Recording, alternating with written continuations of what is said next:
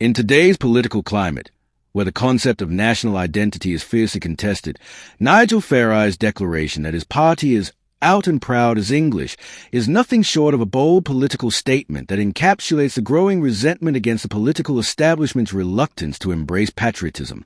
Farage's stance is a direct challenge to the establishment, and it reflects a shifting sentiment in the country that political elites, particularly within the Labour Party, are struggling to comprehend. Farage has, once again, seized the opportunity to redefine the political narrative, positioning himself as a leader of a movement that is unashamedly proud of its English roots. And frankly, this is exactly what the UK needs right now.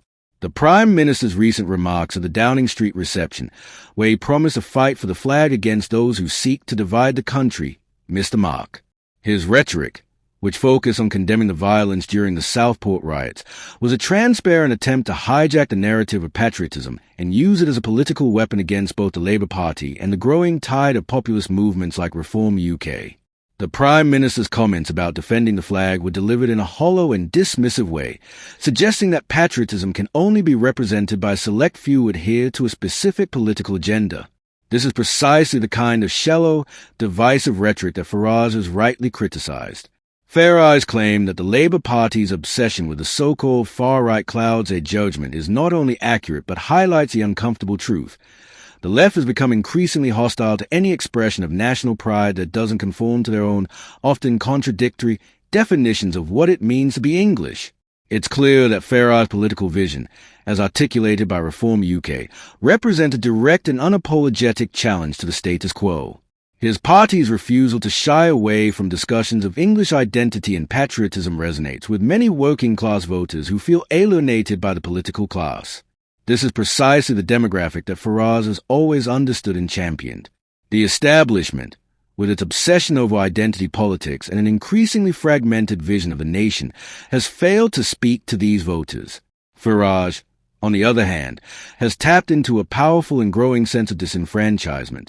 The notion of being out and proud as English is not just about waving a flag. It is about reclaiming a sense of pride in a country that is rapidly losing its way due to globalism, uncontrolled immigration, and an ever-expanding political elite that is more interested in appeasing international institutions and listening to the voices of ordinary citizens. The Labour Party's increasing flirtation with identity politics is a problem that cannot be ignored. Sir Keir Starmer's recent speech on St. George's Day, where he mentioned the far right in a way that suggested anyone who values national pride is somehow part of a dangerous extremist movement, epitomizes the current disconnect between Labour's leadership and its traditional working-class base. Starmer's insistence on framing issues of national identity and immigration through the lens of far-right extremism is not only intellectually lazy, but also dangerous. It creates an atmosphere where ordinary citizens are hesitant to express their patriotism for fear of being branded as racists or xenophobes. This is precisely the kind of environment that breeds resentment and further fuels the rise of populist movements like Farage. When a political leader cannot even allow his own citizens to feel pride in their country, that is a failure of leadership. What Farage has done is provide a voice to those who are increasingly frustrated with the direction the country is headed. His call for a minister for deportations is a stark reminder how out of touch mainstream politics has become. Immigration, once seen as an important and necessary part of the UK's success, has now become a flashpoint for national tensions. Farage's proposal to establish a specific ministerial position tasked with deportations is not just a policy, it is a statement of intent.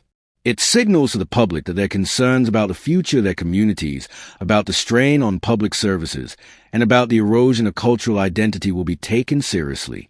This is the type of decisive leadership that has been sorely lacking from Conservative and Labour parties alike. The Prime Minister's recent suggestion that a secret coalition between Reform UK and the Tories is on the horizon is simply more political spin, designed to sow division and distract from the real issues facing the country. Farage has made it clear that his vision for Reform UK is one of independence and strength, not collaboration with a party that has consistently failed to address the concerns of the British people. Farage's critics, particularly within the Labour Party, may try to paint him as an extremist, but the reality is that his message resonates with a broad swath of the electorate who are tired of being ignored. The numbers speak for themselves. Reform UK is leading in the polls with 25%, showing a clear shift away from the traditional two-party system that has governed the UK for generations. The establishment may continue to dismiss Farage and his party, but they do so at their peril. The tide of populism is not a fleeting trend. It is a reflection of the deep dissatisfaction that many feel toward a political elite that has failed them. Farage's unapologetic nationalism, his clear stance on immigration, and his commitment to English identity represent a political philosophy that is in tune with the concerns of ordinary people. It is a philosophy that cannot be ignored or dismissed as fringe rhetoric. Farage and Reform UK are not just a protest against the status quo. They are a genuine alternative to a political system that has lost touch with the values of the nation. It's time for the political class to stop pandering to the global elite and start listening to the people.